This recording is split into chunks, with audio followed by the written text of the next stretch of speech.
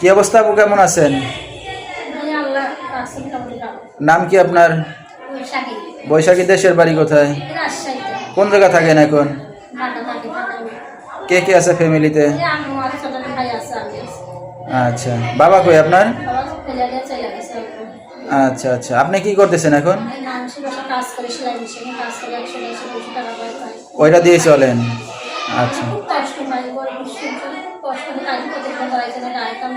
আচ্ছা, আপনার বিয়ে শাদী হয়েছে কিনা?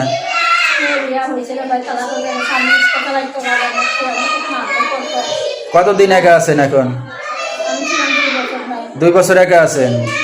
আচ্ছা, আপনার সন্তানাদি আছে কোনো? 3 বছরের। তো আপনার সাথে আছে না বাবা নিয়ে গেছে? ওর নিয়ে গেছে। এখন ভবিষ্যতে কি চিন্তা ভাবনা আছে?